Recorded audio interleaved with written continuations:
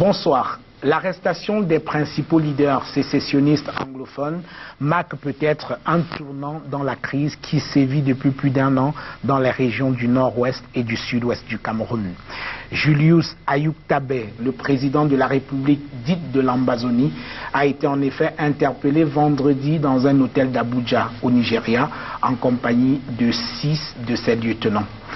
Si cette information a été confirmée de sources officielles nigérianes et ambazoniennes, les autorités de Yaoundé, quant à elles, observent encore le silence, occupées certainement à essayer d'obtenir l'extradition de ces personnes au Cameroun. Sur le terrain, le calme règne, mais il est si précaire qu'on ne saurait s'en contenter. Quel impact peut avoir l'arrestation des leaders sécessionnistes sur la crise dans les régions anglophones? Nous poserons la question à notre invité. Merci de rester fidèle à Canal 2 International. Merci de regarder la grande interview. Nous sommes en direct sur www.canal2international.net.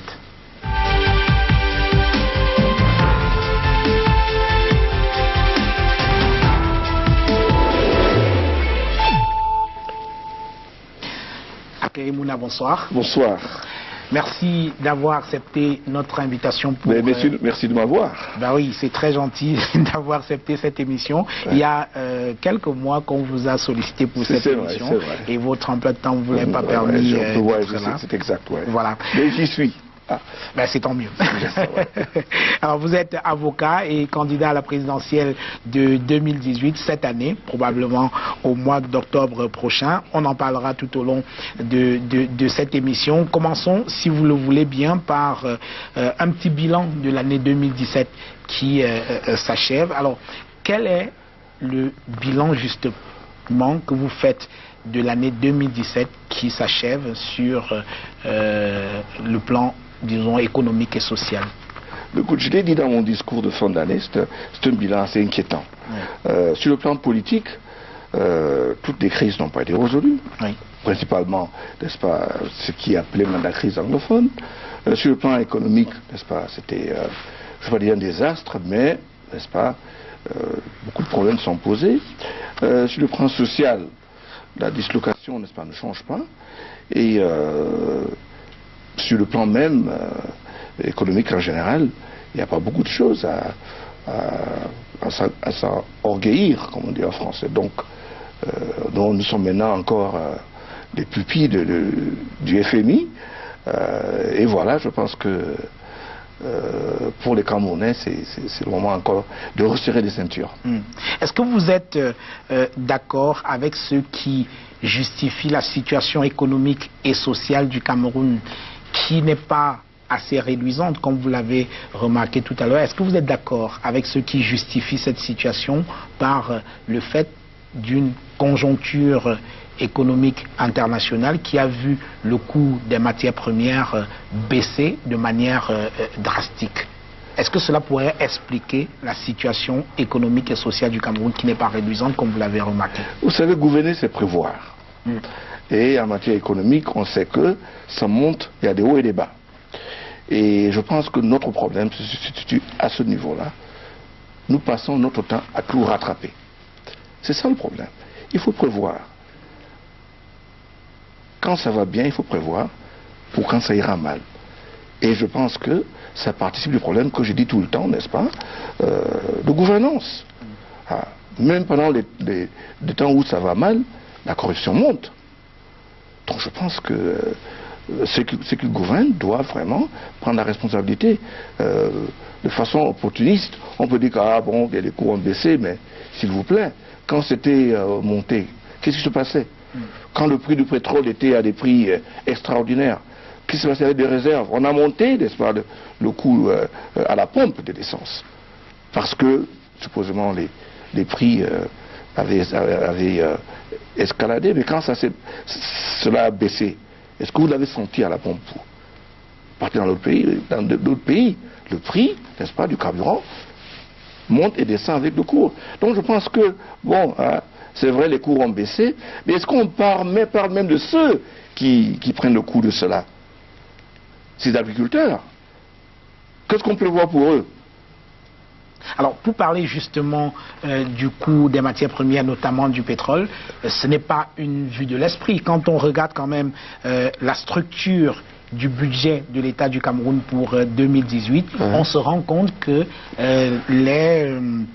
la part des recettes pétrolières, la part du secteur pétrolier dans le budget de l'État pour 2018 représente simplement 387 milliards et en baisse sérieuse par rapport à l'année dernière où on avait 495 milliards d'apport du secteur privé dans le budget de l'État. Alors, c'est vrai que les prix ont sérieusement baissé et le budget de l'État en prend un coup. Il faut en tenir compte. C'est vrai, mais écoute, moi je peux vouloir dépenser 1000 francs et je dis qu'il me faut 1500, quand en fait il me faut 1000 francs. Vous parlez simple. Quand ça baisse, est-ce qu'en fait, ce que je pourrais de dépenser représente exactement ce qu'il me fallait? Les prix sont gonflés. On a un train de vie de l'État qui ne prend pas compte de nos moyens. La corruption va en augmentant, c'est pas par c'est la CONA qui le dit. Alors qu'est-ce que vous voulez?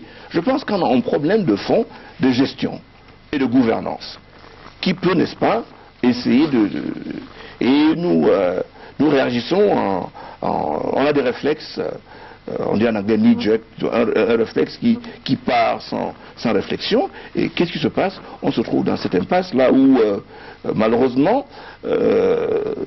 c'est ceux qui n'ont pas qui payent. Et c'est ça qui est triste. On a un pays qui ne se rend pas compte qu'il y a des Camerounais qui souffrent. Vous savez, au centre de l'action du gouvernement doit se trouver le peuple. Mais ce n'est pas le cas dans notre pays. Et c'est triste. Ça m'attriste. Alors pour faire face justement à cette instabilité du cours du pétrole sur le marché mondial, une économie se doit donc de faire preuve d'originalité pour essayer de diversifier. Voilà. Donc je pense qu'il faudrait... Il y a des pays qui ont pris des coups à cause de ça. Je parle du Tchad et de la Guinée équatoriale, qui a complètement changé le train de vie pour un pays comme le Tchad, même la Guinée équatoriale. Mais le Cameroun n'est pas ces pays-là. On a une économie qui est complètement différente. Quel effort qu'on a mis dans l'agro-industrie pour qu'il y ait une plus-value? Quel est l'effort qu'on a mis pour essayer de développer ces secteurs-là? J'ai vu des vidéos des tracteurs en pleine brousse, je crois que vers Bolova. C'est-à-dire qu'on a des actions qui n'ont rien à faire avec nos réalités. On a un port à Kribi, je ne sais pas s'il a commencé à fonctionner, mais il a fait des années et des années, il était là, mais ça a fait des dépenses. Donc on a un système de fonctionnement de dépenses qui n'a rien à faire avec nos besoins. Résultat, on en est à importer le béton de l'Italie. Alors, tout n'est pas quand même noir dans la situation économique du pays. Il y a les PME qui vont être prioritairement servies cette année. La dette due aux PME va être payée. Ça, c'est au moins une bonne nouvelle. Vous avez parlé du port en eau profonde de Kribi qui va être mis en service avec tout ce que cela comporte comme des emplois pour la jeunesse. C'est au moins quelque chose à... Écoute, je voudrais partager, n'est-ce pas, votre optimisme, mais je pense que si on s'en tient seulement aux paroles, on a une expérience là-dessus. Parce que dans le pays, ça parle plus que ça fait. Et ça, c'est triste. Et c'est ça qui a creusé le gouffre de confiance entre le citoyen et le gouvernant. On dit, on ne fait pas. On met dans la Constitution, on n'exécute pas. C'est ça le problème. Mais par contre, ce qui me donne l'espoir dans ce pays, c'est les citoyens, c'est le peuple. Il est résilient, il est travailleur. Et en fait, il a compris que pour fonctionner, il n'a pas à compter sur l'État. C'est ça qui nous fait fonctionner. C'est cela. C'est le Camerounais ordinaire qui bosse du matin jusqu'au soir pour faire vivre sa famille. C'est ceux-là qui nous font vivre. Alors, dans votre discours de fin d'année à Keremouna, vous avez pointé la dette du Cameroun qui, selon vous, s'envole. Oui. Je tiens à rappeler que jusqu'à présent, les autorités camerounaises pensent que la dette, elle est soutenable. Alors, un pays comme le nôtre ne peut pas fonctionner sans s'endetter. Il y a dans la structure même du budget de l'État, il y a une part qui est réservée aux dons et puis à l'emprunt. C'est vrai.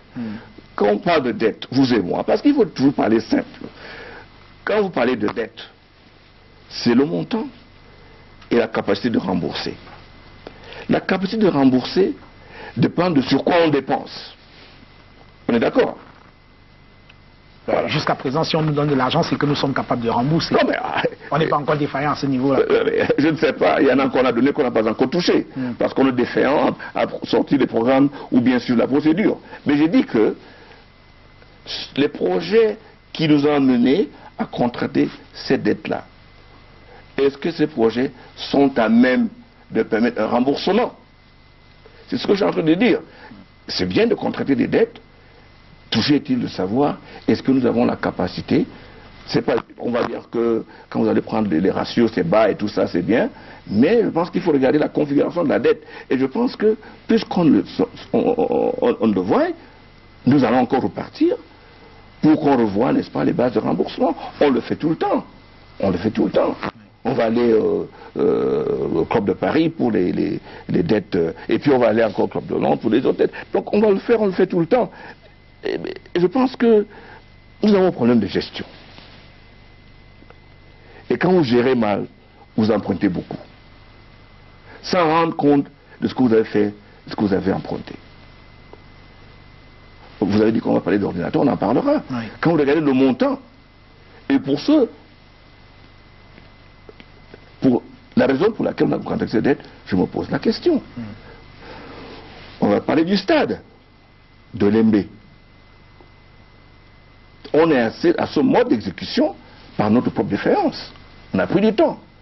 Donc on a un problème de gestion, il faut se rendre compte. On ne prévoit pas, on ne exécute pas vite, on le fait toujours en dernière minute. C'est pas moi qui le dis, c'est le président qui l'a dit. Ouais. Je crois décembre, il a clairement dit, il s'est plaint du dysfonctionnement du gouvernement. Ouais. Donc, sortons de cette première partie de l'émission. Je m'en voudrais de sortir de cette première partie de l'émission sans justement vous interroger sur l'affaire de l'heure. Ouais. C'est les ordinateurs PB, ouais. HEV, donc Paul Biya, Higher Education Vision. Ouais. Alors, quelle est votre lecture de cette affaire qui fait couler beaucoup d'argent sur le nombre des ordinateurs aux étudiants? Le président Biya que je connais, je ne pense pas qu'il aurait demandé qu'on mette son nom sur cette histoire-là. Vous croyez qu'on a mis, je ne pense pas on a baptisé cet ordinateur de son nom sans lui demander? Combien d'édifices vous connaissez au Cameroun qui ont son nom? Est-ce que vous connaissez un statut ici à Yaoundé de Paul Biya? Je pense qu'il faut dire les choses comme elles sont. Bon, je ne pense pas que les gens, pour des besoins qu'ils maîtrisent, s'aventurent sur des chemins extraordinaires. Donc, alors, PB, je ne sais pas qui lui a demandé de faire ça. On en a tellement parlé, mais le président, dans son discours de fin d'année, n'a même pas fait état de cela. 75 milliards de dettes. C'est quand même costaud pour qu'on pense qu'un individu ait pu prendre ça sur lui sans que le chef de l'État en donne au moins l'autorisation à Keremouna. Ouais, peut-être pour le nom... Moi, je connais la témérité de ceux qui sont dans ce pays et rien ne les dépasse. Donc moi, vraiment, je ne pense pas qu'il faille monter jusqu'en haut. C'est une histoire aussi cela, c'est de flagornerie pure et simple. Sur le principe même d'offrir des ordinateurs à des étudiants. Moi, je pense qu'on aurait pu faire comme les autres. Le Rwanda le fait, la Côte d'Ivoire le fait. On aurait pu faire une usine ici. C'est à moins de 10 milliards pour faire l'usine. C'est plus facile de le faire. C'est pas moi. J'ai vu partout, on m'a envoyé des références d'Alibaba et à Amazon.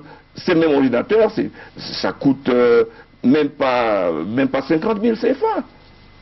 On nous dit tantôt 300 000, et puis on fait tout un spectacle pour expliquer que 32 gigas égale 5 000. C'est des banalités. Ça vous montre à quel niveau on est descendu. Est-ce que c'est, n'est-ce pas, le devoir, est-ce que c'est même le travail de l'État de tenir une conférence pour expliquer la différence de capacité des ordinateurs? Quand même. Ah ouais, peut-être parce que les réseaux sociaux ont tenté de minimiser la capacité de ces ordinateurs. Il fallait bien qu'on explique les caractéristiques techniques de ces ordinateurs. 32 gigas égale à quoi? Ne me posez pas la question. Ils ont tenté de minimiser. Je vous pose la question. Ils ont dit que c'est 32 gigas. Je vous pose la question. Alors, 32 gigas donc égale à quoi? Ouais. À 500 gigas? Bon. Ah, je n'en sais rien. Avez-vous... C'est quand même sérieux. Sortons par là. Avez-vous regardé la cérémonie de présentation des vœux au président de la République? J'ai vu cela. Alors, il y a une courte vidéo qui est devenue presque virale dans les réseaux sociaux à force d'être partagée. Celle d'un échange manqué entre le chef de l'État et un de ses ministres. Comment vous interprétez cet enthousiasme de charognat qu'on observe de la part des Camerounais qui jubilent devant cette vidéo? Comment vous interprétez le président de la République gère son temps comme il veut. Hein. Oui. Ah, il sait combien de secondes il dépense avec chaque personne qu'il salue. Donc vraiment, je regardais ça, je rigolais. Bon, écoute, c'est pas moi qui salue les gens. Très bien. Merci, Maître Mouna. On revient à vous tout à l'heure. Le temps de faire votre connaissance. Qui est Akere Mouna, l'invité de ce soir? Etie Omo. Voici. Ce sont des images de Samuel Louis.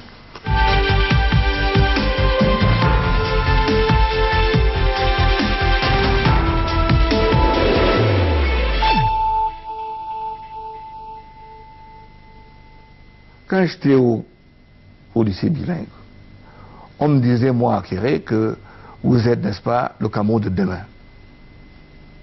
Aujourd'hui, j'ai 65 ans. Alors, ce demain, alors c'est quand? Et dans mon discours de fin d'année, je l'ai dit que les jeunes sont le Cameroun d'aujourd'hui et de demain.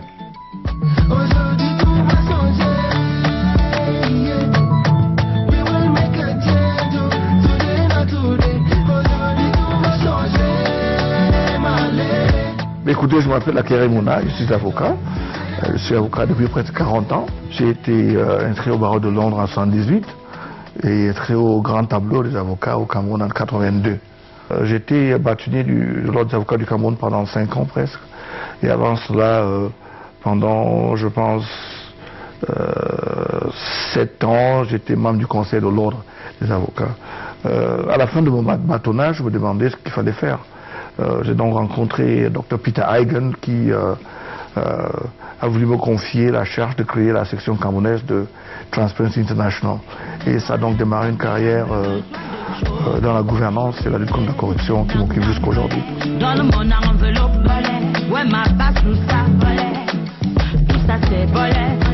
Je suis dans une famille de 7 garçons et une fille, je suis le 7e garçon.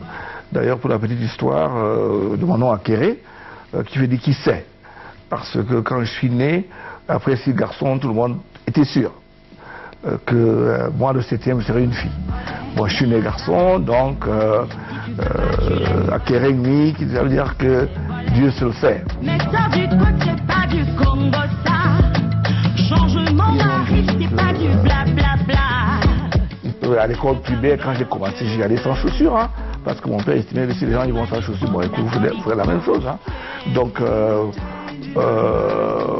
mon père était Premier ministre, il y avait 10-15 voitures dehors, ben je prenais le taxi, j'allais à pied. Donc, il ne pense pas que son statut devait dicter, n'est-ce pas, le mode de vie qui était le mien. Cameroun, l'étoile mon pays. Bon, voilà, on est dans mon salon. Je suis en fait dans cette maison depuis, je crois, 17 ans. Hein. J'y suis entré, je crois, en 2000. Hein. Ah tiens, il y a quelques photos intéressantes ici, là. Bon, bah, ça c'est une photo qui a été faite lors de la réunion de l'Union panafricaine des avocats ici à Yaoundé, quand le prix de l'Union panafricaine a été donné au président Biya. Et ça, c'est quand j'étais encore au Maep, là, je suis là avec le président de Tanzanie, Kikwete, sur cette photo-là. C'était quand on présentait le rapport du pays. Et là, c'était quand j'étais au Rwanda, dans le cadre de l'Union panafricaine des avocats. Et sur la photo, vous verrez donc le président Kagame, moi-même, le président de la BAD de l'époque, Kaboruka. Cameroon, my family. Cameroon, my country, where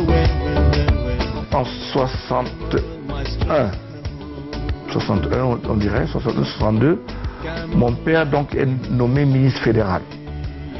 Donc il viendra donc à Yaoundé, mais me laisse avec une famille où je suis resté à Boya jusqu'à Koumoyen 2. Et je revenais donc ici pour entrer au collège bilingue d'application en 65, où j'ai mis jusqu'en 4e, donc en 68. Et mon père a été donc nommé Premier ministre du Cameroun occidental.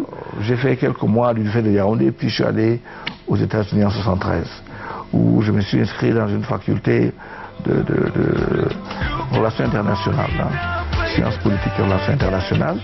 Mais après cette licence-là à Washington, je suis donc allé faire droit à Londres.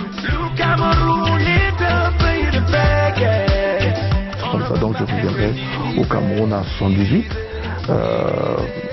Et bon, ben voilà, espérant m'inscrire au barreau, ça a pris 1 an, et puis on m'a retardé de 2 ans que je vais faire un stage, contrairement au texte qui exigeait. Donc quand certains confrères anglophones se plaignent, ce n'est pas de la fiction. Hein. Tu es francophone et moi je suis monsieur anglophone. Ça change rien. Just because you are my brother, yes you know. Qu'est-ce que je suis fait dans la politique?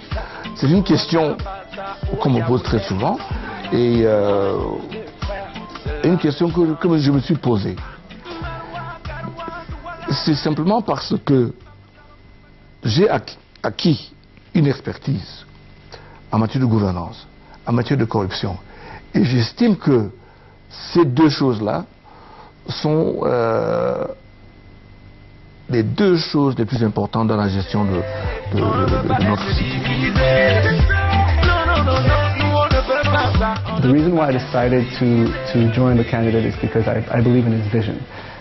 If there are 2 things that I think we suffer from in Cameroon, there are bad governance and corruption. And when I look around and look for someone who has shown over decades of work that he is willing and able to tackle these things, you know, Akarimona fits the bill completely. You know, I was so convinced by what he wants to do and his vision for Cameroon that I actually resigned from the American Embassy to come and work full-time for him. I think that he's exactly what this country needs at this particular point in time.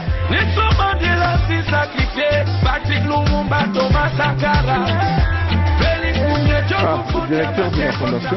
Alors il faut savoir que c'est quelqu'un qui, malgré toute son expertise, malgré toutes les choses qu'il a déjà faites, il a décidé de faire confiance aux jeunes. Personne jusqu'à présent n'a offert aux jeunes de positions aussi importantes, n'a fait confiance dans tous les aspects de gestion d'une campagne, à part ce candidat-là. Donc vous voyez que l'humilité qu'il dégage, l'engagement qui est le sien et toutes les charges qu'il a abandonnées pour prendre sa responsabilité dans le cheminement de ce pays sont des choses qui inspirent. J'ai été moi-même inspiré par ça et j'ai décidé de le rejoindre et faire le même mouvement que lui. J'ai quitté donc l'endroit où j'étais pour venir rejoindre la campagne avec lui et il me fait totalement confiance et c'est quelque chose qui est très très valorisant. On profite de ces expériences-là comme nul autre. Ici, c'est le musée de la Fondation qui a des objets d'art, environ 1000, qui appartiennent toutes à la famille. Beaucoup de Camerounais ne le savent peut-être pas, mais le Cameroun, en plus d'avoir eu 2 langues, a eu 2 monnaies distinctes dans la partie anglophone et la partie francophone. Ce n'est qu'en 1963 que le franc CFA a été introduite comme monnaie unique dans le pays. Donc, quand on partait du Cameroun oriental pour le Cameroun occidental, en plus du laissez-passer, il fallait changer de monnaie. Et ici, on a une copie du tableau de conversion officiel où on voit clairement écrit Sterling to Francs.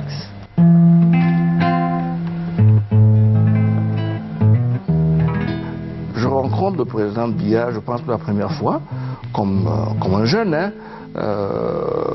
à Boya, parce qu'à l'époque, mon père était vice-président et premier ministre. Vice-président de la République du Cameroun, République fédérale du Cameroun, et aussi Premier ministre du Cameroun occidental. Donc, et mon père faisait de temps en temps, d'ailleurs il y a un décret où il fait l'intérim du président de la République. Donc ça veut dire que les dossiers en instance sont donc gérés par mon père. Donc de temps en temps, donc, le président Biya venait à Buea, n'est-ce pas, pour liquider certains dossiers. Donc ça sera donc les premières fois où je le vois comme quelqu'un qui est au salon, attendait à travailler avec mon père.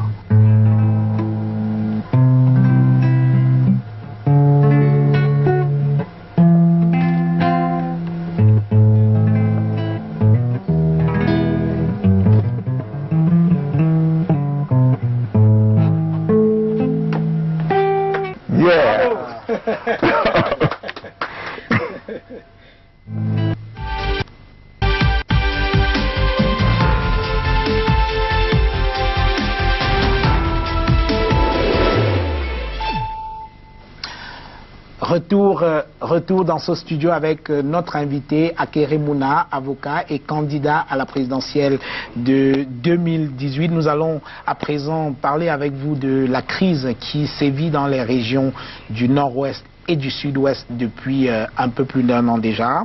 La dernière actualité dans cette crise, c'est l'interpellation au Nigeria de Julius Ayuk Tabé, le leader de la sécession de la République dite de l'Ambazonie. Alors, comment réagissez-vous à l'interpellation de Julius Tabé au Nigeria? Écoutez,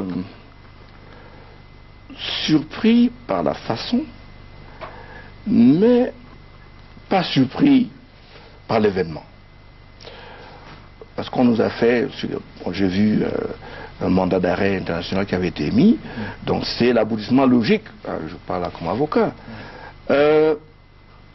Donc il fallait s'y attendre. Et pas surpris parce que dans cette affaire, le gouvernement semble avoir fait un choix de régler ce problème. Pas de façon politique ou par dialogue, mais de façon de la répression et la justice. C'est un choix. Et ça va en ligne droite, n'est-ce pas, avec le consortium, discussion, arrestation, procès, et puis voilà, on continue avec les procès. Il y a notre cabinet, environ 80 personnes encore, pour qui il comparait au 33 Oui, mais face à la... Donc c'est un choix. Oui. Donc si on parle que le choix fait par l'État, c'est la répression, donc on a ce qu'on a. Alors, mais face à la violence, face aux attaques, aux crimes qui ont été perpétrés dans ces régions-là, vous n'espériez quand même pas que l'État offrirait des fleurs aux personnes qui sont derrière ces actes? Non, écoutez, l'État est dans son droit. Voilà. Et moi, comme Camerounais et comme avocat, ne peux pas cautionner le fait que des innocents soient tués, n'est-ce pas, pour quelque raison que ce soit. Et je ne peux pas accepter que des militaires qui ne demandent qu'à travailler soient tués pour quelque raison que ce soit. De même, je ne pense pas que vous et moi, Camerounais, nous pouvons nous réjouir du fait qu'on avance déjà des 10 000 réfugiés au Nigeria. Des villages abandonnés, j'ai suivi le vidéo par l'évêque de Manfé. C'est triste à voir les gens du jour au lendemain qui deviennent des mendiants et qui ne sont pas chez eux. Donc il y a un choix à faire. Et je pense que le bon choix, à mon avis, n'est pas... Je vais vous donner un exemple. Qu'est-ce qui empêche aujourd'hui, en même temps qu'on poursuit les autres, que le ministre de l'AT, avec quelques personnes là, des journalistes, de la société civile, quelques religieux, prennent l'avion, vont au Nigeria, dans le camp des réfugiés, parler à ces Camerounais, dites-leur, écoutez, l'État doit protéger ses frontières. Ça n'a rien à faire avec vous, prenons tous le bus, rentrons chez nous. Ce n'est pas la peine d'être mendiant chez les autres quand on peut bien vivre chez vous. C'est ça qui montre l'appartenance. C'est ça qui montre les gens qui veulent convaincre les autres. Mais le souci, c'est quoi? C'est 8 personnes, les traquer. Mais pardi, on nous dit, la commission de réfugiés dit qu'on va aller peut-être vers 45 000. Et c'est des Camerounais. Sauvons la vie, certes, mais protégeons-la aussi. Donc je pense qu'il y a des choses à faire. Le choix qu'il faut faire dans cette histoire, c'est le dialogue. On va parler du dialogue à Keremouna. Julius Tabé est en ce moment avec ses lieutenants. Ils sont gardés à vue au Nigeria. Ils sont encore détenus au Nigeria en ce moment. Ouais. Là, je pose la question à l'avocat. Leur extradition au Cameroun est-elle possible? Je ne pense pas qu'il y ait un traité d'extradition. Oui. Je ne pense pas. Donc, il faudrait voir, parce que il faudrait qu'il y ait une demande de l'État et qu'on juge. Et même s'il y avait un traité d'extradition, il faudrait que les autorités nigériennes examinent ce qui les attend quand ils viendront ici. Donc c'est assez complexe et compliqué comme histoire. C'est pas aussi facile que ça. Et puis, je ne sais pas encore les contours de l'arrestation. Il y a beaucoup d'éléments qui manquent. J'ai tenté aujourd'hui de parler à un confrère avec qui on était fondateur de l'Union panafricaine des avocats, Femi Falana, parce que j'ai vu son nom passer. Il partait donc de Lagos à Abuja pour voir de quoi il s'agit, parce que j'étais un peu embêté, parce que ces gens ont de la famille qui sont inquiets, et puis je dis, voilà, quand même, qu'est-ce qui s'est passé exactement? Qu'est-ce qui se passe? Parce que c'est triste, mais on a de plus en plus l'impression que l'état de droit fout le camp dans notre pays, et c'est ça qui est effrayant, parce que ce sera vous demain ou moi. Donc, je pense. Donc, l'État est dans son rôle, n'est-ce pas, de protéger les frontières et de se forcer à la loi. Certes, mais à quel prix? N'oubliez pas qu'en 1984, les gens qui ont pris des armes contre la République ont été amnistiés. Eux tous sont sortis. Eux tous. J'ai eu même à comparaître pour des militaires qui sont venus par la suite. Et on a tenté de les traduire devant le tribunal militaire. Je dis que vous ne pouvez pas. Ils sont amnistiés. Vous ne pouvez même pas en parler de ce qu'ils ont fait. Ils ont été... Donc je pense que la réconciliation nationale est au-dessus de tout ça. On peut gérer la rancœur et ces choses-là qui nous divisent, ou on peut faire jaillir la paix et le vivre ensemble. C'est un choix qu'il y a à faire. Mais je pense que c'est facile de faire ce choix-là. Quel impact peut avoir l'interpellation de ces leaders sécessionnistes aujourd'hui? On va les martyriser. On va les martyriser. Oui, mais sur la crise, est-ce que cela peut avoir pour conséquence de calmer un peu les ardeurs de ceux qui sont encore dans les brousses armés aujourd'hui? Loin de là. Oui. Loin de là. Ce qui peut calmer les ardeurs, c'est une solution. Oui. Ça, là, ça n'est pas une solution. Ce qui peut calmer les ardeurs, c'est une solution. Et d'ailleurs, quand on parlera de ma candidature, je vous dirai cela. C'est un des pans de cela. J'ai dit aux frères anglophones qu'il y a une piste politique, il y a une piste démocratique. Il faut qu'on saisisse cela pour mettre en place un pays qui accueille tout le monde. Alors vous parlez de dialogue à Keremouna. Comment peut se faire ce dialogue quand les gens sont aussi divisés et quand il y a des extrémismes de part et d'autre? Je vais vous donner un exemple, non? Oui. Je venais de vous dire, qu'est-ce qui empêche le ministre de l'administration territoriale de partir avec des religieux, des journalistes, des Camerounais, des députés de part et d'autre, là où se trouvent ces réfugiés-là, parler avec eux, prenons le bus ensemble, rentrons chez nous? Est-ce que ce n'est pas un début, à votre avis? Oui, vous l'avez dit, on est bien d'accord. Oui, sauf que ce n'est pas eux qui sont le problème aujourd'hui. Ce sont des victimes en réalité. Ouais. Est-ce qu'ils ne sont pas un problème? Vous dites bien, Bruno? Non, ce sont les victimes. Ouais. Ce ne sont pas eux qui ont pris des armes. Oui. Ce ne sont pas eux qui demandent la sécession. Ce sont de simples victimes. Donc le problème... Donc, puisqu'ils sont victimes, il n'y a pas une solution pour eux? Non, je ne le dis pas. Alors, mais je pense... Est-ce qu'ils ont droit à des égards? Bien sûr. Justement, ce que j'ai dit. Un problème, ça se résout en entier. Pas à l'emporte-pièce. On a un problème qui a des origines, et vous et moi, nous avons vu les enchères monter. Bibixi qui est à Kondengui, il est sorti parce qu'il y avait des nids de poules dans la rue à Bamenda. C'est ça qui fait sortir BBC. Il s'est plaint de la route. Les avocats, c'est des histoires de procédure. Les enseignants, et à chaque étape, on leur a dit non, non, non. On dira oui, on a dit ça, on a fait ci, on a fait ça. Mais je pense que, n'est-ce pas, quand on tend la main vers quelqu'un d'autre, on ne regarde pas. Il faut être sincère. Je pense qu'on n'a pas déjà fait une démarche sincère. Et même ceux qui nous regardent, les Nations Unies, le Commonwealth, pensent que nous n'avons pas encore cette démarche sincère. Alors, vous parlez de dialogue à Keremouna, vous enfoncez, pardonnez-moi de le dire, vous enfoncez en réalité une porte qui a déjà été ouverte par le gouvernement, qui n'a de cesse d'appeler au dialogue, mais avec un bémol qui a récemment été rappelé par le président de la République, pas avec ceux qui ont pris des armes contre les Camerounais. Vous êtes d'accord avec ça ou pas? Vous voyez, soit on veut résoudre un problème, soit on ne veut pas le résoudre. Donc, si on veut le résoudre avec les préalables, on braque les uns les autres. Donc, je vais vous donner l'exemple de 84, parce que j'étais un des acteurs. J'ai, avec mon frère Bernard, fait le texte.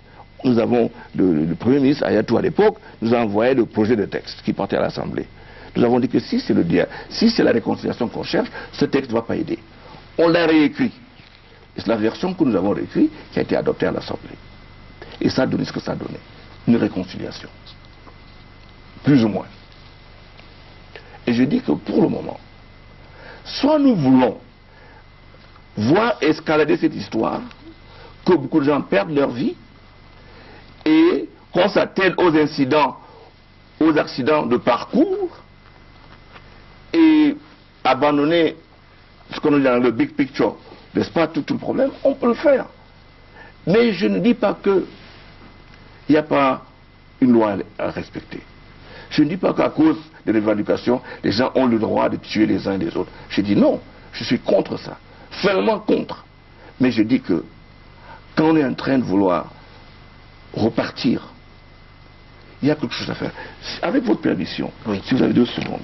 Vous savez, en 2013, Daniel Etunga Mangele, qui est un ami à moi, il est un de mes conseillers, j'ai découvert. Il a écrit un livre, Éloge de la dissidence. Je vous lis ce qu'il dit. Bel ouvrage en effet. Oui, justement. Oui. Plus la capacité de répression est élevée, plus la société considère Stein au point de ne connaître pratiquement aucune évolution significative, ni intellectuelle, ni technologique, parce que les variantes du rêve individualiste, porteuses de changement, sont ipso facto anéanties. Ouais. Alors, est-ce que la seule réponse à la dissidence, la répression? C'est là où se trouve le problème. Alors, vous parlez, vous également, du dialogue à Keremouna, mais je veux bien comprendre quels seraient les contours de ce dialogue, parce que tout le monde parle du dialogue, le gouvernement parle du dialogue, les populations victimes de cette crise parlent du dialogue. Quels seraient les contours de ce dialogue et avec quels acteurs? Le cadre doit être un cadre qui rassure. C'est-à-dire? Ça veut dire que les interlocuteurs qui partent pour voir les autres doivent être ce que de part et d'autre on respecte. Vous voyez ce que je veux dire? Soyons plus concrets. Parce que nous sommes en train de chercher des solutions. Vous proposeriez quelqu'un, par exemple, quelqu'un qui pourrait rassurer de part et d'autre? Moi, je pense que là où nous sommes rendus, oui, il ne serait pas inopportun d'associer des non-camerounais. C'est-à-dire que des organisations qui sont spécialistes en la matière, pour essayer de nous aider à mettre le cadre de cela. Ça, c'est essentiel. Voyez-vous, c'est essentiel. Moi, à un moment donné, j'ai fait une requête où je demandais que, dans la mesure du possible, je suis prête à me faire. Mais là, cette période est révolue, puisque je suis maintenant un candidat déclaré. J'ai lu quelque chose sur les réseaux sociaux assez amusant où on disait que je suis parti par jet privé, par le Togo, et puis je suis parti, n'est-ce pas, repérer ou tenir la réunion pour travailler. Donc il y a toutes sortes de bêtises qu'on entend maintenant, et la même personne pensait... sur le dialogue là, oui. Oui, donc justement, donc il faut cela. Le dialogue, il faudrait qu'il y ait des gens, il y en a, hein. Oui. Je pense que comme l'ancien ministre Aboué Machoui. Dans son langage, vous voyez, il expose une connaissance. On l'a mis à la Commission nationale pour la promotion du bilinguisme et du multiculturalisme. Alors, à votre avis, on l'a mis à la Commission. Bon, alors, que ça a donné quoi? Je pense qu'il faut une mission précise. Il ne faut pas tout mélanger. Je pense que vous parlez de dialogue. Qu'est-ce qu'il faut faire? Il y a des gens qui ont l'expérience. Et surtout, il faut des gens qui ne sont pas des gens qui sont dans des partis politiques. Ou des gens qui sont inféodés au régime en place. Alors, je ne me rappelle pas de tout le monde dans cette commission-là. OK? Sauf ma soeur. Oui. Ma soeur Ava. Ne dites pas trop de mal de la commission parce que votre soeur que vous appelez la reine, Toutou Mounaël est là-dedans, donc ne dites pas trop de mal de cette affaire, hein, elle risque de ne pas être contente. Voilà, donc. Ah ben non, mais écoute, ma soeur me connaît très bien que j'ai mon avis, elle a la sienne, elle a la chose. Je suis en train de dire que il est inopportun d'avoir une commission partisane. Au moment où fait du Premier ministre Moussongé président de cette commission, il était en même temps président du groupe parlementaire du RDPC. Au Sénat. Au Sénat. Je pense qu'il faut chercher. C'est un problème. Je pense que on est dans une démarche, vous avez vu le mouvement à l'Assemblée, même quand le RDPC a majorité, il ne laisse pas les autres parler de ce problème. Donc je pense on pense qu'il faut être friand. Je pense que dans cette histoire, dans cette course même, il y en a qui courent plus vite que le roi, que le président lui-même. Il y en a qui pensent qu'il faut afficher une certaine animosité pour apparaître bien. Alors, une fois qu'on a trouvé des personnalités neutres, comme vous le dites, qu'est-ce qu'on fait par la suite? Toujours dans cette perspective. Dans cette perspective-là, on engage toutes les parties. Oui. On parle avec tout le monde. Même les dissidents. Il faut leur parler. Parce que ce sont eux. Parce que maintenant, là, ce qui se passe maintenant, c'est que les gens du nord-ouest et du sud-ouest se disent que les autres là sont arrêtés parce qu'ils défendent leur cause. Leur cause. Hein? Bon. Et c'est un réflexe, des fois même de solidarité. Et vous connaissez très bien que des fois les réflexes de solidarité n'entendent pas la raison. Hein? Vous sortez de votre case, vous voyez votre frère en train de bagarrer avec quelqu'un, c'est votre frère qui est à terre, vous entrez sans même demander la pose de question. Donc il y a ce problème-là. Donc je pense que le résultat de ça, c'est ce que tant que on n'a pas une solution de tout le problème en entier qui montre les pistes de solution, on ne peut pas. Voilà, on ne peut pas. Et je pense que, à mon avis, le dialogue est une voie politique qui permet de renaître ce que j'appelle la Nouvelle République, où tout le monde est pris en compte. Bon, on parlera des anglophones, on parlera de ça, mais il y a beaucoup de laissés plus compte dans notre société. Il y a des gens qui souffrent vraiment. Que ce soit dans le sud pour les routes, que ce soit à l'est, mais il y a des gens qui souffrent. Partez au nord. Il y a des gens pour qui 500 francs ou 1000 francs, c'est comme 1 million. Il y a cette souffrance des Camerounais. Et on ne se rend pas compte. On ne se rend pas compte. Et c'est ça qui m'attriste. On en parle comme si c'était une affaire théorique, mais la vie des gens en dépend. La vie des gens en dépend. Et c'est là où on est venu dans cette République, où la vie du prochain ne signifie rien. La souffrance de l'autre ne signifie rien. Et c'est quand même triste. Alors, la crise dans les régions du nord-ouest et du sud-ouest a fait naître un débat sur la forme de l'État au Cameroun entre les adeptes ou alors les partisans de la décentralisation et ceux du fédéralisme. Où est-ce que vous vous situez à Kérémouna dans ce débat? Moi, je me situe avec la lecture du président Ahidjo en 72. Quand le président Ahidjo fait son discours à l'Assemblée en 72 pour demander l'État unitaire, qu'est-ce qu'il dit? Il dit que l'État fédéral nous a permis de consolider l'unité. Maintenant, pour que il y ait le développement économique, il faut passer à l'État unitaire. Donc l'État unitaire était une solution économique. La solution politique, c'est le fédéralisme Donc là où on est là, la solution politique pour que nous refassions notre histoire, c'est le fédéralisme.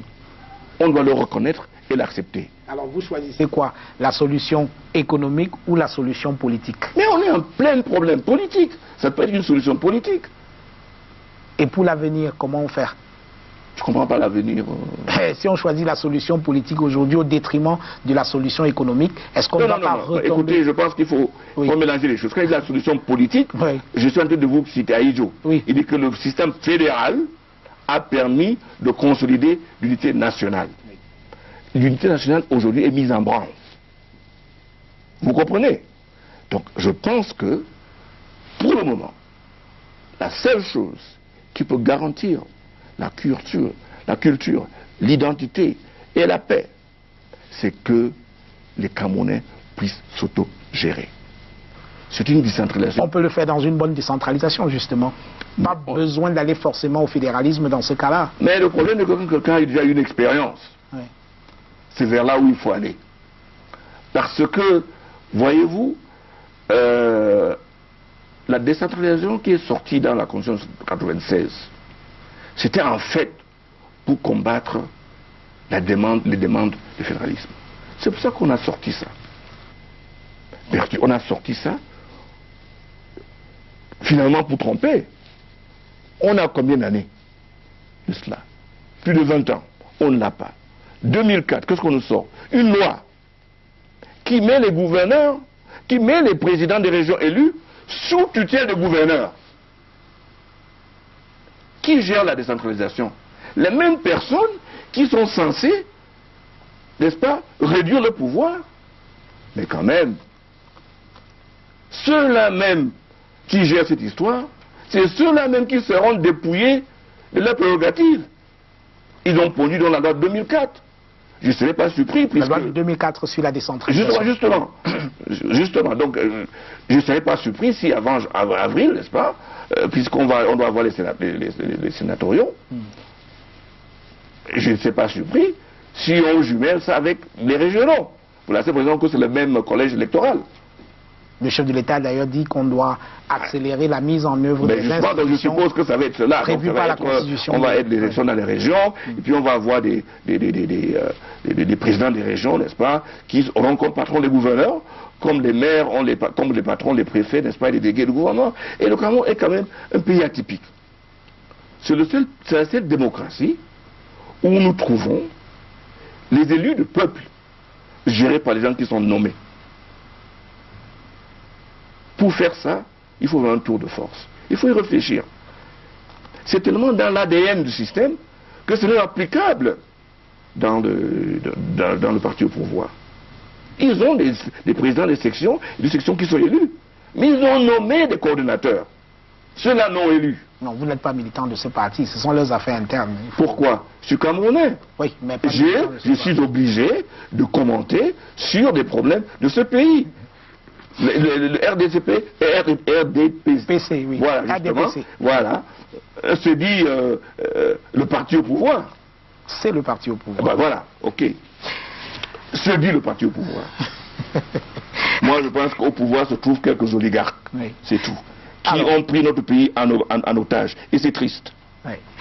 On a donc compris, pour vous, il faut revenir au fédéralisme. Exactement. Il faut décentraliser et la forme, c'est un système fédéral.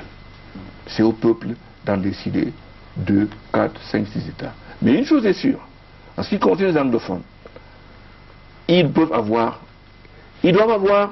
un État, 2 régions ou bien 2 États. Mais ils ont une identité culturelle qui est spécifique. Je parlais l'autre jour avec un Camerounais, il me dit aussi, écoute Akere, c'est bien ce que tu dis, mais il y a aussi des régions qui n'ont pas cette expérience-là, qui auront peut-être du mal à gérer cela. Je pense que vous savez, si on veut amener les gens à s'autogérer, ils apprennent très vite. Très très vite. Voilà, Merci Akere Munaha. L'émission n'est pas terminée. Nous allons prendre une petite pause. Nous reviendrons pour parler de votre candidature à la présidentielle prévue cette année. Annonce en a été faite par le président de la République. Je vous propose de regarder ce Vox Pop. Nous sommes allés à Bamenda pour demander à quelques personnes que nous avons rencontrées de dire un mot sur votre candidature annoncée à la présidentielle qui devrait avoir lieu cette année. Je vous propose de regarder ce Vox Pop et nous revenons pour en parler.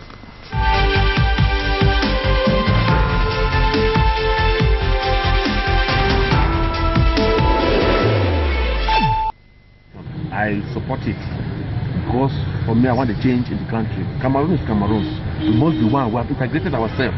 My own problem is that our presidency has to be shuffled. That is what I mean by this is that we need a change at the level of the presidency. 35 years. Can you imagine my mother? My mother is just like my daughter. Because of the age, she cannot say anything to me. That's why I pick my president. It's not really he has not done anything, he has done it for the age. No, it's diminishing the chance. As the years are going, he cannot listen again. That's what I ask. To me, in fact, I like that Cameroon should remain as it is, but it is there that we need a change of power. That's just my own opinion. I don't have much to say. Thank you. President of Cameroon, we will change this country for better. Because they for inside the Bamenda, so for the Bamenda will suffer so now. If we can't have a change, things being you. We begin to go school for university, they begin get a salary as in those days for Ayijo. Because those for Ayijo, begin to go university, they never pay school fees, instead the government will pay them. But since this other man don't take over, we know they see no proof. Maybe Akere Munaha go stand and change, take things and make them go better.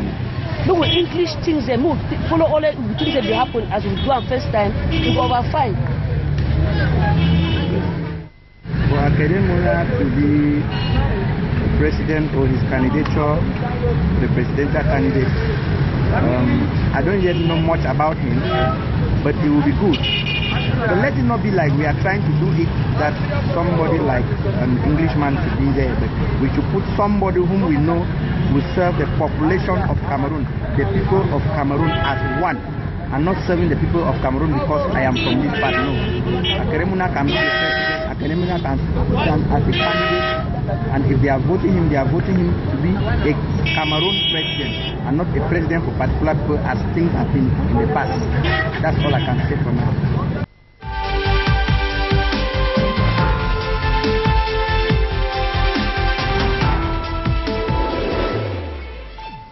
Si vous prenez cette émission en cours, c'est la grande interview, bien sûr. Notre invité, Akere Munaha, avocat et candidat à la présidentielle de 2018. Nous en parlons justement. Vous avez déclaré votre candidature il y a quelque temps. Il y a 3 mois exact, le 8 octobre. Donc, absolument. Pourquoi avez-vous décidé d'être candidat à la présidentielle de cette année? Pourquoi êtes-vous candidat?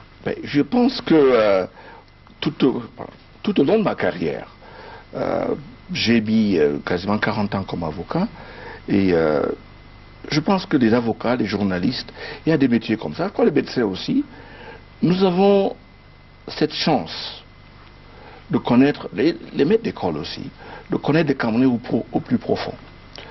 On a cette chance de voir les citoyens de toutes les catégories dans leurs moments les plus durs, subir les épreuves les plus difficiles. Et on comprend, n'est-ce pas, de quoi un citoyen peut souffrir. C'est ce que j'ai appris dans les cours et tribunaux. Et j'en ai fait dans tout le Cameroun. Par la suite, j'ai passé mon temps au niveau de l'Union africaine, où j'étais président, un des organes de l'Union africaine, le tout premier président élu du Conseil économique et social de l'Union africaine. J'ai passé mon temps au MAEP, le mécanisme d'évaluation entre les pairs, où j'étais devenu président. J'évalue les pays, post-conflit, les pays socialistes et les autres pays. Et je pense que j'ai acquis cette expertise-là qui me fait souffrir de voir qu'au niveau de mon pays, il y a des solutions qui sont à la portée, mais qui ne sont pas appliquées. Donc, je pense, en résumé, que si on peut faire de notre pays un pays qui s'occupe du peuple, avec une gouvernance meilleure, avec un niveau de tolérance zéro pour la corruption, je pense que le pays d'ici va être un autre pays. Et c'est les idées que j'ai sur cela, qui sont en fait les choses principales qui m'ont poussé vers la candidature.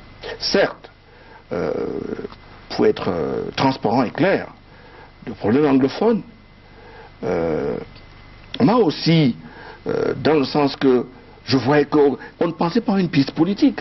Ah oui, justement, Kaïmouna, on ne vous a pas, franchement, on ne vous a pas vu venir, on n'a pas senti venir non seulement votre candidature, même pas votre entrée en politique, parce que jusqu'à présent, vous sembliez vous tenir à l'écart de la scène politique. Est-ce qu'il n'y a pas quelque chose d'opportuniste dans votre candidature? C'est-à-dire que vous avez voulu exploiter la défiance d'une partie de la population du Nord-Ouest et du Sud-Ouest envers non seulement le pouvoir, je vais finir, non seulement envers le pouvoir, envers l'élite également, et envers l'opposition traditionnelle. Vous avez voulu exploiter cette défiance-là, vous avez senti que c'était le moment. Il n'y a pas quelque chose d'opportuniste derrière, franchement. Opportuniste à deux éléments. Pour que ce soit dérogatory, que ce soit négatif. Le choix du moment et que l'acte soit contre ses principes. C'est ça le produit négatif. Du moment où l'acte que je pose n'est pas contre mes principes, le choix du moment, c'est le mien. Et quand vous dites qu'on ne vous a pas vu venir, s'il vous plaît, c'est votre confrère de Nouvelle Expression qui a sorti un article en 2010, oui, dans laquelle on me listait parmi les présidentiables. C'est votre confrère Jeune Afrique qui sort l'article en 2009, où il écrit à Thierry Mouna, successeur possible et même probable de Paul Biya, en 2009. En 92, je suis parmi un des rédacteurs, moi et mon confrère Mugale Monono, qui rédigeons, n'est-ce pas, les statuts de SDF. Donc, dire que j'étais loin de la politique, c'est pas très exact.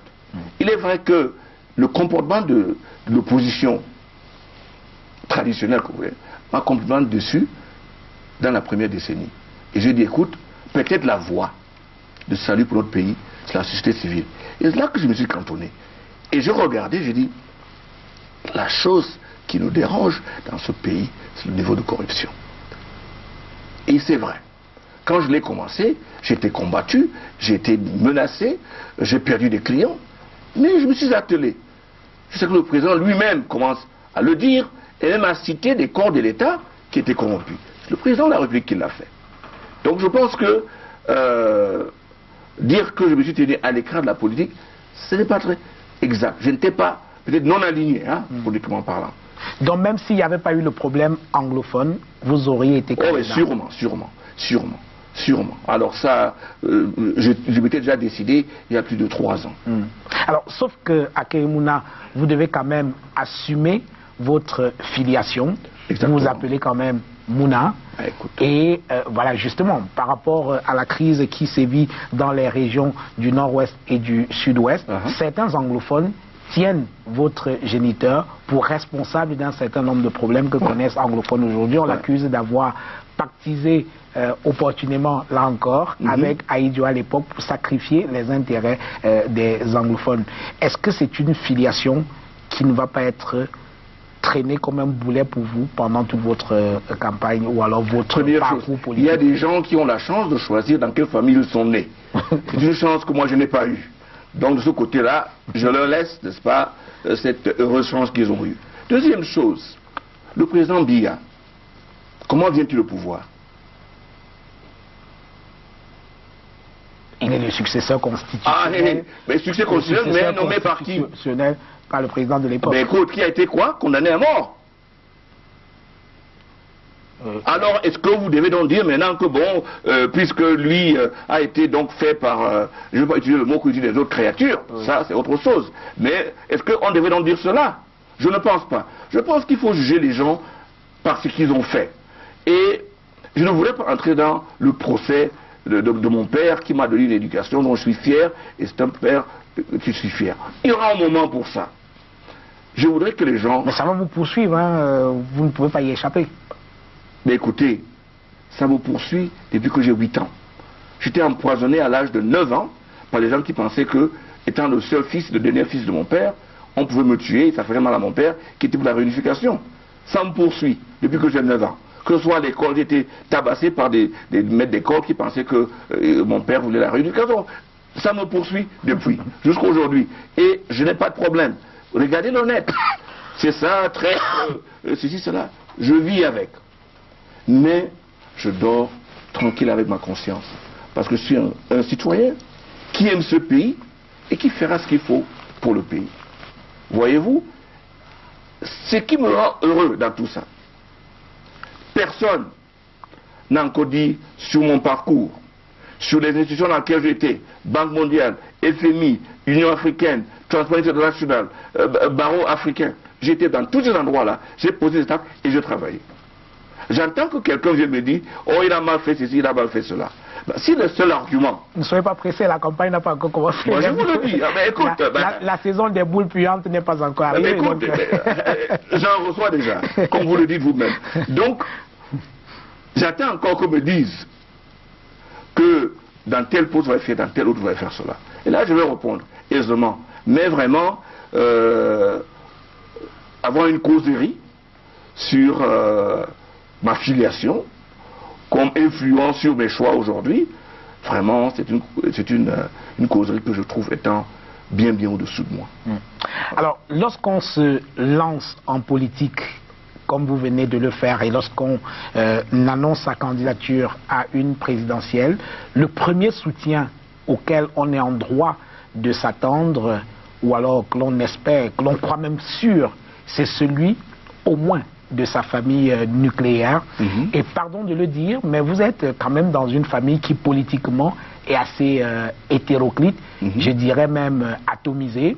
Alors d'abord, la reine, celle que vous appelez la reine, Amatoutou Mouna, c'est une gentille militante du RDPC. Et ça, c'est un choix. Et de l'autre côté, vous avez Bernard Mouna, qui est un farouche opposant depuis de nombreuses années, et vous débarquez candidat à la présidentielle. Comment est-ce que vous allez gérer en famille? Amae va se rallier à vous. Vous savez, comment vous allez... J'ai géré cela, travaillant pour le SDF quand mon père était au RDPC. Et c'est une chose que mon père nous a léguée. C'est la liberté, n'est-ce pas, de pensée et d'esprit. Il nous a dit, je vous demande une seule chose. Soyez des enfants républicains, aimant ce pays et du temps pour l'unité du pays. C'est la chose qu'il nous a dit. Il dit, vos opinions, vos choix, vous votez ou ne votez pas, ça vous regarde. Mon père ne m'a jamais demandé si j'avais la carte, même de son parti CUC, même de l'UNC, même de RDPC, ou même me demander si j'ai déjà voté ou non. Mais une fois, ma mère intelligemment a demandé pourquoi vous ne votez pas. Elle dit, bah, je n'ai pas envie de voter. J'ai dit, comment ne votez pas? Mon père a dit, écoutez, s'il veut voter, il vote, s'il ne veut pas, il ne vote pas. Donc, je pense que c'est une éducation qui est la nôtre. Donc, vraiment, on n'a pas du tout de problème avec ce genre de choses, parce qu'on on a une culture politique qui ne nuit pas à notre famille. Et j'en suis très très fier de cela. Alors, depuis le début de cet entretien, il y a quelque chose qui revient chez vous comme une obsession, c'est gouvernance et corruption. Ouais. Vous pensez que ce sont là les vrais problèmes du Cameroun aujourd'hui? Je suis même tenté de dire les seuls. Est-ce qu'il n'y a pas une déformation professionnelle du fait d'avoir été avocat, d'avoir été président de Transparency International? Pas du tout. Pourquoi je dis cela?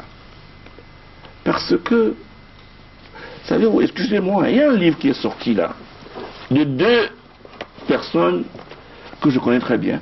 Fitzhyman, qui était un grand qui a parlé de la corruption, et puis de Mark Pierce, qui est un professeur très connu, qui a fait des documents sur Panama Papers, sur la FIFA et aussi sur le scandale de pétrole contre du rupture en Irak. Oui. Il dit ceci en ce qui concerne, n'est-ce pas,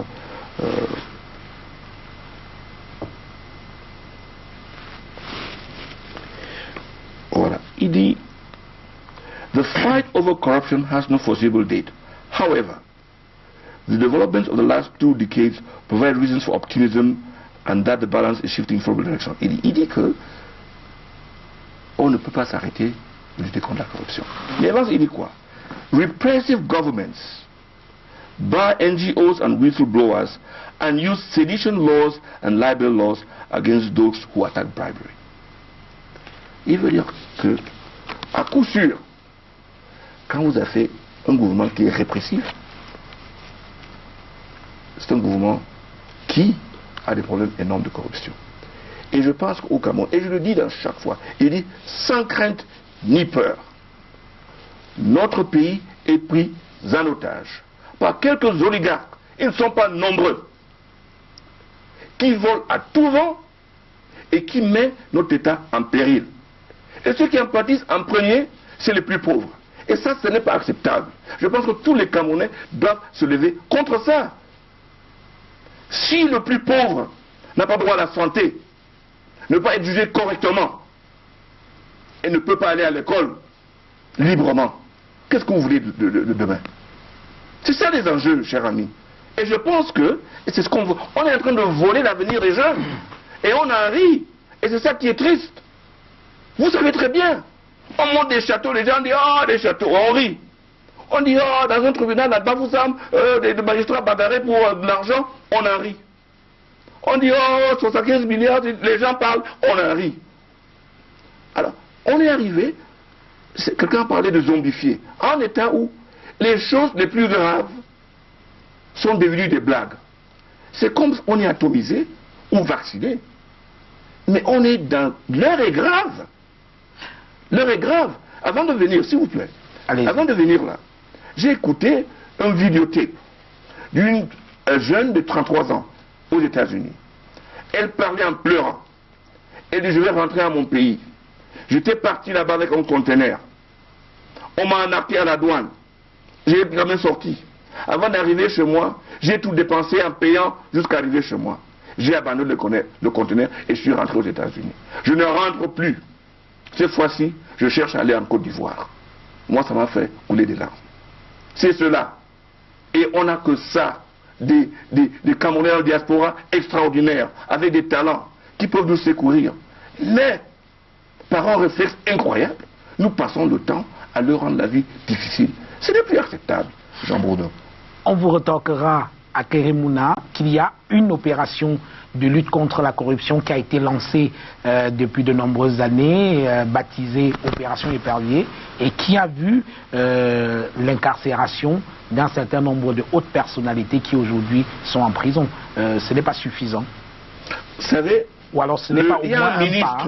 Il y a un ministre qui m'avait posé la question. Oh, Maître Mouna, Transport International, on a déjà enfermé dans des ministres et tout ça. Vous allez dire quoi? Je dis, monsieur le ministre, ça veut dire que on a un pays corrompu, puisque vous avez des gens de cette niveau-là pour vous enfermer. Je pense que, vous voyez, il y a des références à partir du contre la corruption. 1. Déclaration des biens. Article 66 de la Constitution. Justement. Pourquoi est-ce que les gens qui veulent gérer la chose publique ne veulent pas qu'il y ait un système où on déclare ses biens? Enrichissement illicite. Pourquoi est-ce que si tu prends la décision de gérer la chose d'État, je peux te demander, mais dis donc, tu gagnes 1000 francs, mais comment ça se fait que tu as une maison de 3000? Donc je pense qu'il faut nous s'en. Il y a des signes qui ne trompent pas. Quand il y a un scandale qui sort comme ça, il faudrait que tout de suite, on aille voir. Le népotisme, puisque la Convention des Nations Unies classe le népotisme comme la corruption. Oui. Bon. Le népotisme, on a vu. Avant de venir ici, on m'a envoyé, n'est-ce pas, c'est parce que c'est vrai, authentique, mais j'en parle quand même. On m'a envoyé une photo de 3 personnes d'une seule famille. Directement, c'est la famille du président de l'Assemblée. qui sont entrés à l'ENAM. Mais qu'est-ce que c'est? Bon, en attendant qu'on vérifie pour voir que c'est vrai, n'en parlons pas. Je ne vais pas citer d'autres noms. Vous savez vous-même. Oui, ce qui se passe avec le concours de l'ENAM, pas tout le monde sait les choses les plus ridicules qui se sont passées. Je pense que, et c'est cette attitude-là, je dois dire, où on dit, bon, oui, on va laisser passer. Mais c'est cela. Non, pourquoi il faudrait que les Camerounais s'indignent contre les choses les plus extraordinaires qui se passent tous les jours? Il faudrait s'indigner. Et moi, je suis indigné. Alors, dans votre message de fin d'année, dans votre discours de fin d'année, le 31 décembre dernier, vous avez cité le dernier rapport de la CONAC qui dit qu'entre 2010 et 2015, la somme de 1246 milliards a été détournée dans le trésor public. Alors, c'est quand même une somme assez considérable. Moi, ma question, c'est comment peut-on faire pour arrêter la saignée? Les sommes sont extraordinaires, 1246 mettre fin à l'impunité. Si vous voulez, on vous arrête. J'étais en audience avec le président Kagame. Il me dit, vous savez, monsieur le bâtonnier, on ne peut pas, je vais vous dire qu'on va stopper la corruption ici à Kigali, au Rwanda.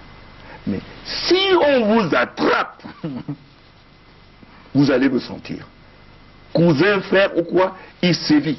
Et c'est cela ici. On a l'impression. Il y a certains qui ont l'immunité. Et ce qui est triste, c'est que ces gens-là naguent les autres.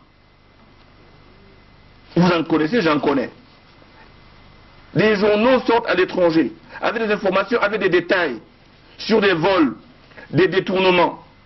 Et ici, chez nous, on n'en parle pas. Ça, ce n'est pas bien. C'est l'impunité. Et c'est ça qui creuse le gouffre de confiance entre le citoyen et ceux qui nous gouvernent. Alors, Akai Mouna, depuis que vous avez annoncé votre candidature à la présidentielle, il y a d'autres personnes qui ont également annoncé la leur. On peut en citer quelques-uns. Il y a Olivier Billet qui est candidat. Cabral Libi, bon, pas tout à fait pour l'instant, mais on le voit venir. Il y a Espoir Matomba.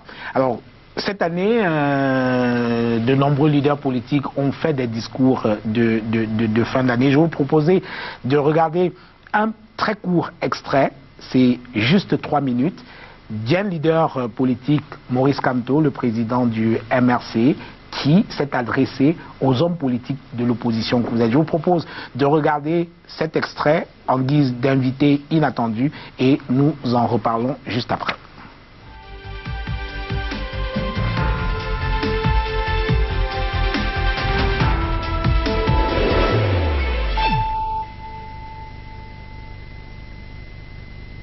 L'avenir du Cameroun et de notre peuple nous interpelle et doit être placé au-dessus de tout orgueil personnel. C'est pour cela que, surmontant l'indifférence des principaux leaders politiques de notre pays à nos démarches d'union, je vais engager, dans les semaines qui viennent, une campagne nationale de sensibilisation de ces derniers sur l'urgence de la mutualisation de nos forces afin d'offrir aux Camerounais l'alternance politique qu'ils attendent depuis bientôt 40 ans. Dans ce cadre, dès à présent, je vais aller à la rencontre des dirigeants des partis politiques de l'opposition, peu importe où ils veulent bien m'accorder une audience. Je vais aussi prendre langue notamment des personnalités politiques importantes qui n'ont pas une affiliation partisane connue. Les leaders anglophones républicains, les responsables des organisations de la diaspora camerounaise, dans le cadre d'une démarche de large ouverture.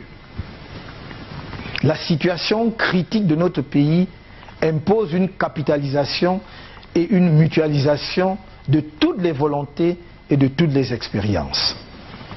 Aussi me semble-t-il nécessaire de solliciter, malgré leur situation actuelle de détenus, l'expérience et les idées de personnalités importantes tels que l'ancien Premier ministre, les anciens ministres d'État secrétaires généraux à la présidence de la République et bien d'autres anciens ministres et personnalités d'une telle expérience.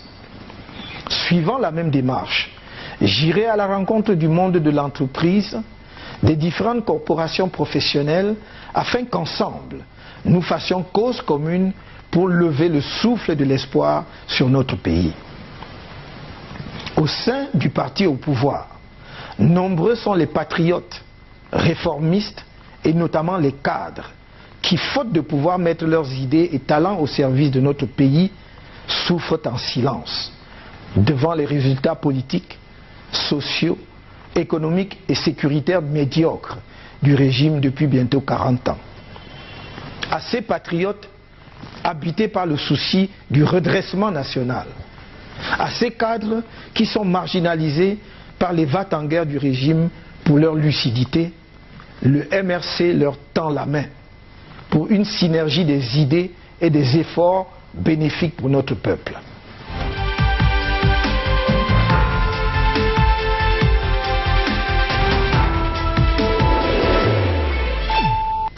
Alors, vous avez écouté Maurice Kamto. Que répondez-vous à cette main tendue du MRC? Écoute, si vous écoutez mon discours, j'ai fait aussi la même chose. Oui. Mais, tout le monde tend la main. Tout le monde tend la main. Non, mais pour être plus concret, oui. Non seulement je peux dire que ça me fait plaisir, je peux même vous dire que j'ai reçu une correspondance du professeur Kamto. Donc je pense que lui et moi, on va se rencontrer avant la fin de la semaine. Donc, vous saurez ce qui se passera. Alors, je pense que c'est une démarche qui est pas seulement sur les leaders, n'est-ce pas? Je pense que ça va être une synergie entre des Camerounais qui veulent. Alors justement, ils veulent notre pays. Alors même si les leaders se cantonnent dans leur égoïsme, comme ils ont fait dans les années 90, les Camerounais choisiront. Oui. Alors justement, Maurice Kamto du MRC semble avoir ratissé l'âge. Il tend la main même à un certain nombre de dignitaires du régime qui sont aujourd'hui en rupture de banc et qui se trouvent en prison. Comment trouvez-vous cet appel, même à ceux qui sont... des Camerounais. Oui. Ce sont des Camerounais. Moi, j'en connais pas mal. Et j'ai toujours dit qu'il y en a qui sont là. Je me pose des questions. J'en connais des gens extraordinaires. Donc vraiment, c'est une démarche qui est à saluer. Donc je pense que ce qu'il dit est très valable et valable aussi pour moi aussi. Je ferai la même démarche et puis on parlera plus de cela quand on va se rencontrer. Voici ce que vous dites dans votre discours de fin d'année à Kerimuna, je vous cite. À la veille de cette nouvelle année décisive, une année d'espoir pour tous les Camerounais, je prie pour qu'à cette même période de l'année prochaine, l'heure soit à la célébration de la nouvelle République. Exact.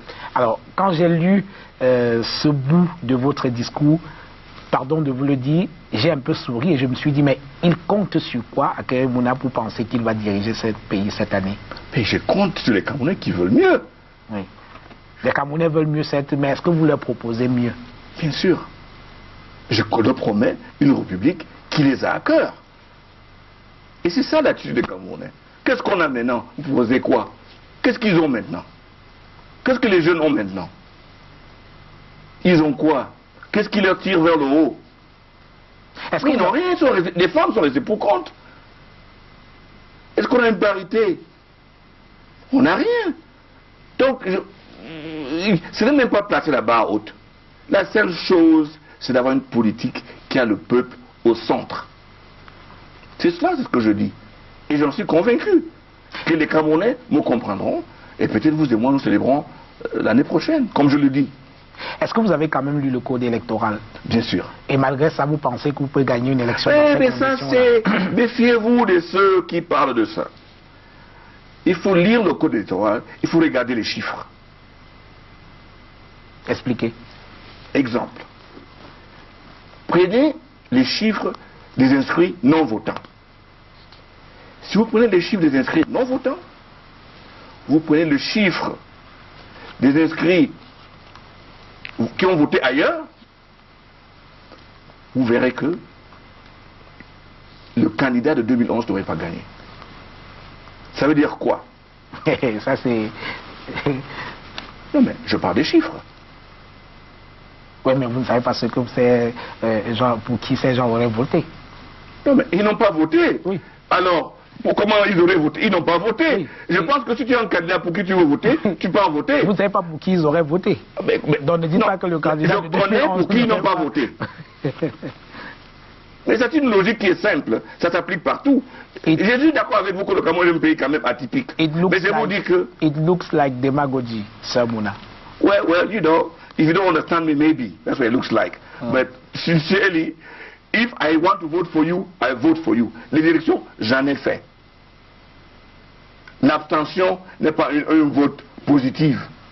C'est un vote négatif. Parce que quand je vote, alors si je m'abstiens de voter, ne viens pas me dire que bon, et s'il avait voté, comment est-ce qu'il va voter pour moi? Il n'a pas voté. Donc, vous me dites que c'est la démagogie en disant que l'abstention est une vote positive. Mais quand même, c'est clair, c'est partout. Oui. Et partout aux Nations Unies, quand on s'abstient, ça veut dire quoi? Pour l'instant, on a à peu près 5 candidatures déjà déclarées.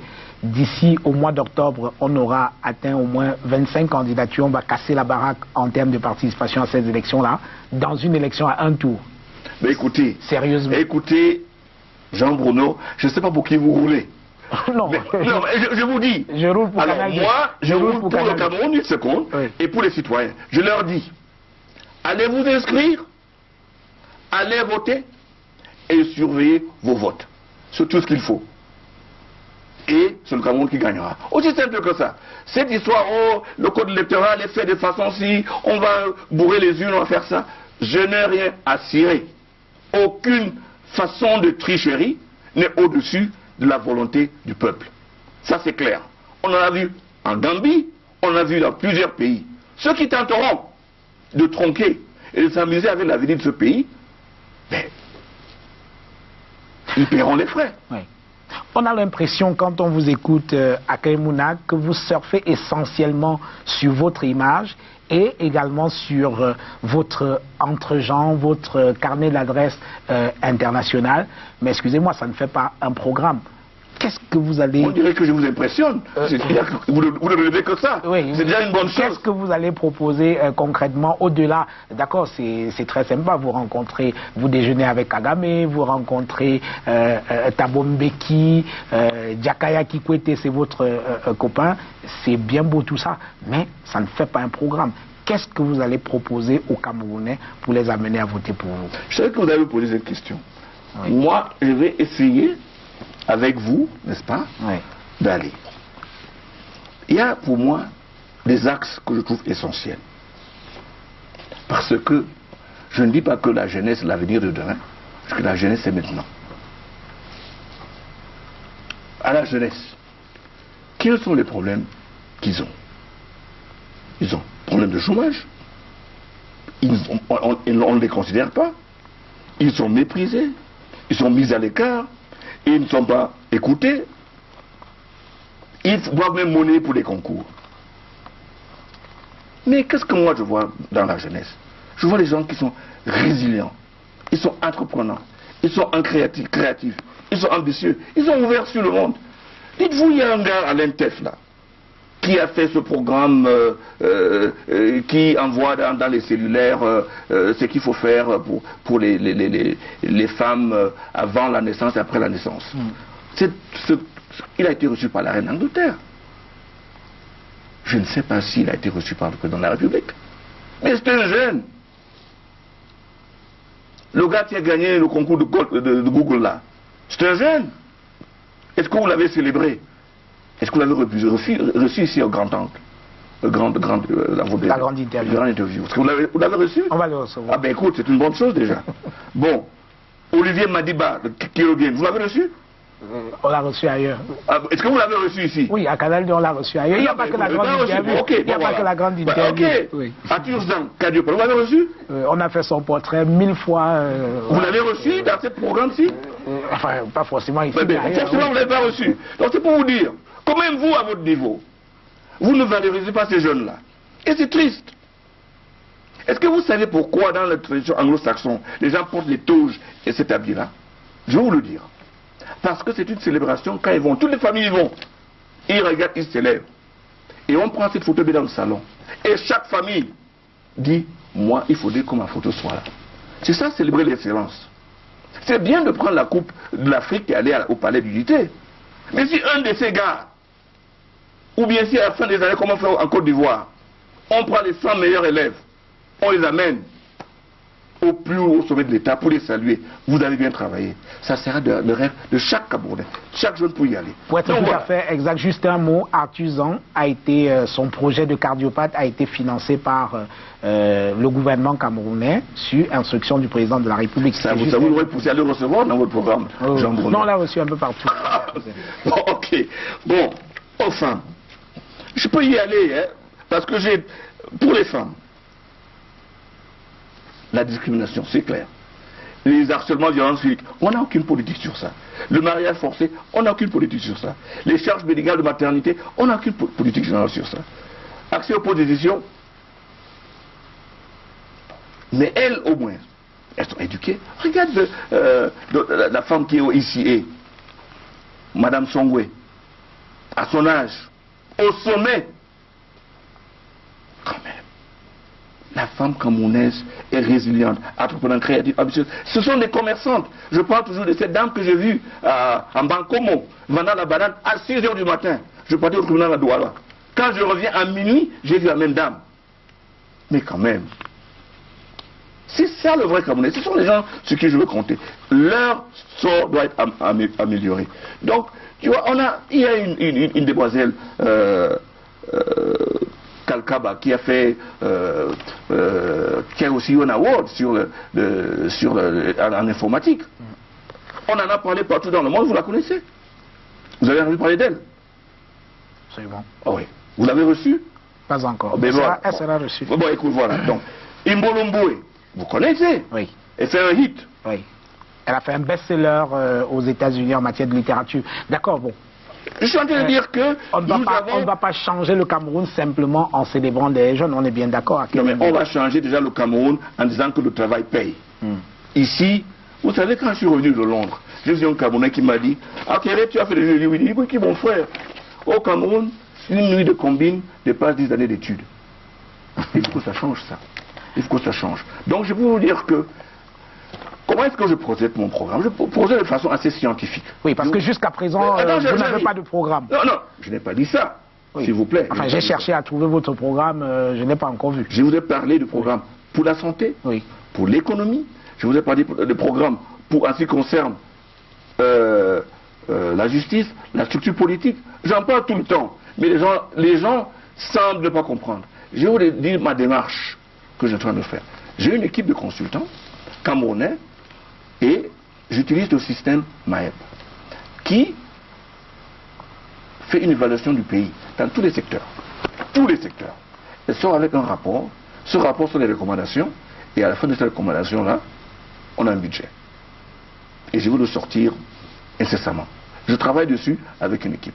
Pourquoi est-ce que je le fais? Le Cameroun est membre du MAEP depuis 2004. Donc depuis combien d'années? Depuis 14 ans, nous peinons à sortir un seul rapport pays. Je me demande pourquoi on est membre de cette organisation. Donc, je pense que je suis à 3 mois et dans 7 jours, on aura une première étude qui va sortir et avant mars, le rapport d'évaluation du Cameroun, on va le sortir. Je l'ai dit, je ne voulais pas le dire. J'espère que ça va pousser, n'est-ce pas, le Cameroun pour une fois à sortir son rapport pays. Oui. On est en train de s'acheminer vers la fin de cette émission. On va y aller très très rapidement, pardonnez-moi. Alors, il y a une question qui passionne les Africains, surtout les Africains francophones, c'est la question du franc CFA. Alors, Akere Mouna, vous serez pourquoi? Pour qu'on continue avec le franc CFA ou alors pour une monnaie autonome? Là au moins je vous dis que je ne suis pas démagogue. Oui. Vous savez, la monnaie d'un pays n'est pas quelque chose qu'il faut faire la politique avec. C'est quelque chose de technique qui a des conséquences sur les dettes externes et internes, sur le coût même du commerce, trade.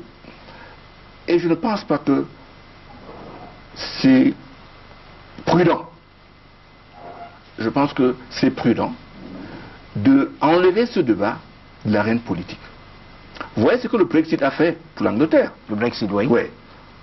Cameron a commis l'erreur La sortie de... Oui, parce qu'il fallait qu'il ferme la bouche à UKIP 2 ans avant. Il a dit que non, écoutez, laissez on va donc faire un référendum pour taire les autres. Donc ça a marché, a été réélu. Mais c'était une erreur. Parce que les éléments de ce débat sont purement techniques. Quelle est notre dette? Est-ce que nous avons provisionné cette dette en une monnaie étrangère pour pouvoir le rembourser avant de faire une autre monnaie? Quelle est la situation de la politique de l'Union africaine pour avoir une monnaie unique? Il y a toutes ces pistes-là à voir. Et je pense qu'il serait très imprudent d'amener ce débat-là qui anime les passions, de façon des fois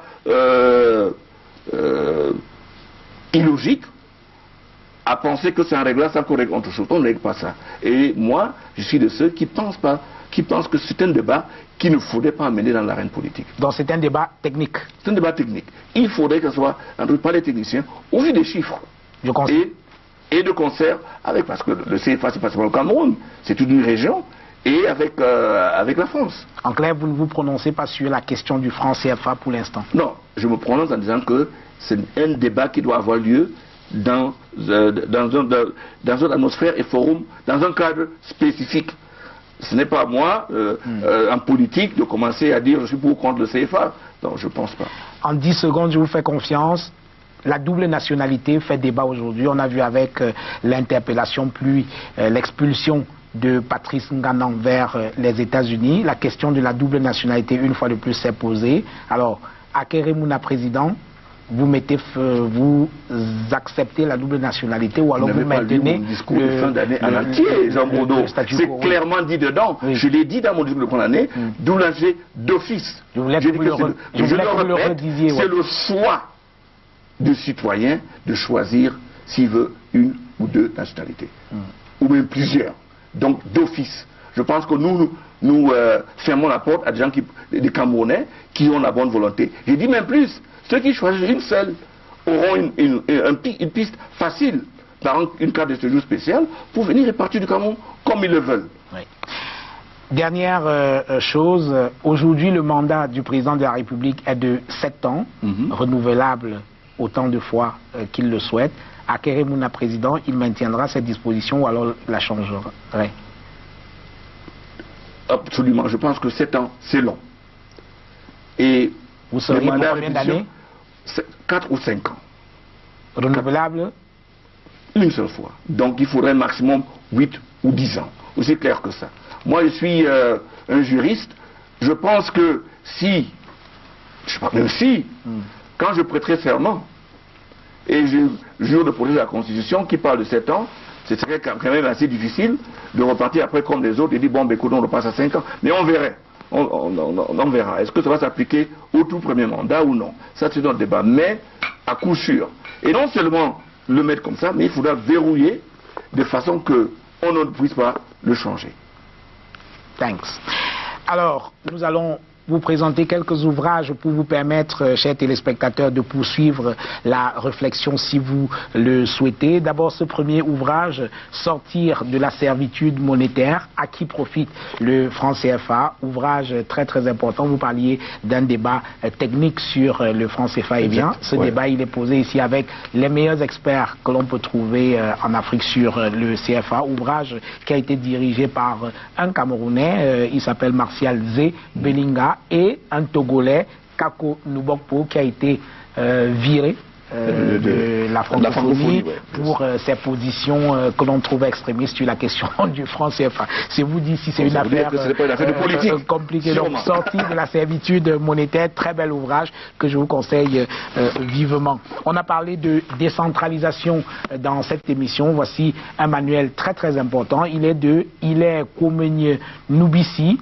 décentralisation et centralisation au Cameroun, la répartition des compétences entre l'État et les collectivités territoriales. C'est également un ouvrage très intéressant. Il est docteur en droit public et également avocat en France. Bel ouvrage qui pose techniquement le problème de la décentralisation au Cameroun, qu'il a très bien observé. Et c'est un expert en matière de décentralisation si on en a besoin des experts. Alors, voici un ouvrage de quelqu'un que vous connaissez très bien, Jean-Marie Jean-Marie Atangana Mbara, ancien secrétaire général de la présidence de la République, aujourd'hui incarcéré à la prison centrale de Kodengui, je ne sais plus pour combien d'années, tellement on a saucissonné son procès. C'est son tout premier livre, il en a deux. La lutte contre la corruption. Lettre d'ailleurs.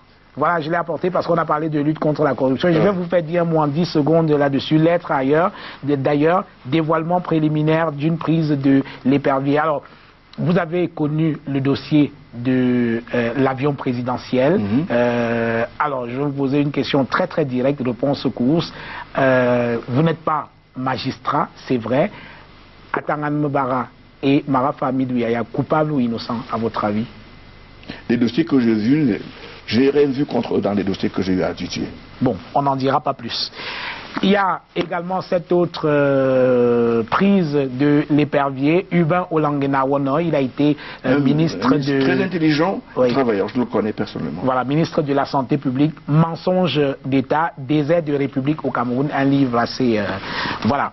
Et un autre ouvrage, je ne vous le ferai pas commenter, sur l'avion présidentiel, Boris Berthold, l'avion du président, enquête sur un scandale d'État. C'est le dossier dans lequel Jean-Marie Atambara, aujourd'hui croupi en prison. En quelques secondes, quelques ouvrages que vous avez lus, vous en avez déjà parlé tout à l'heure. Rapidement, bon, écoute, il y a un document que je lis maintenant, avec un préface de Jimmy Carter, c'est Confronting Corruption. C'est écrit par deux experts.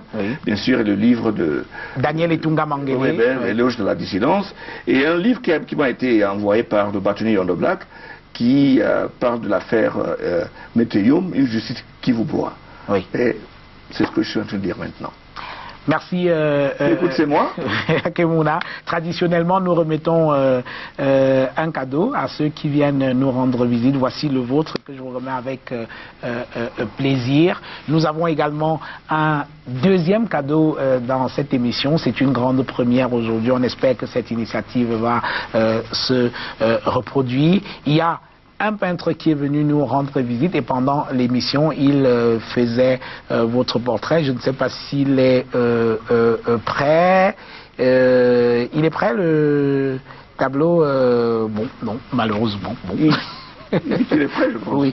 Ah ben oui, donnez-moi le tableau, je souhaiterais le présenter très très rapidement. L'émission est terminée, c'est une nouveauté de ce programme. Merci. L'émission est en direct, vous voyez.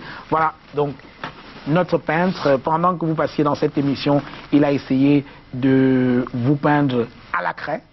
À la craie, c'est original et on vous remet également ce tableau.